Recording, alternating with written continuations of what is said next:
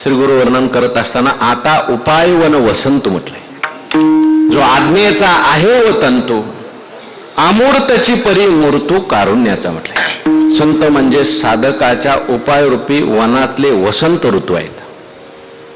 साधक उपाय करतोय, साधना करतोय, पण जोपर्यंत श्री गुरु रूपी वसंत ऋतू येत नाही तोपर्यंत फुलं फळं येणार नाहीत। अशीच ओवी ज्ञानेश्वरीत पण आली, जीवन करू झाडेशी जीवेसाठी पाडोनी जन्मे काढी आटी फळेशी तेची भेटी जे वसंत पावे। कारण ते आज्ञेचा आहे व तंतू आहे। म्हणजे आज्ञा म्हणजे ब्रह्मविद्या, त्या ब्रह्मविद्येच्या गळ्यातलं मंगळसूत्र आहे कोण? श्री गुरु। ब्रह्मविद्या श्री गुरु नसतील तर ब्रह्मविद्या विधवा आहे, विधवा। विठ्ठल विठ्ठल विठ्ठल।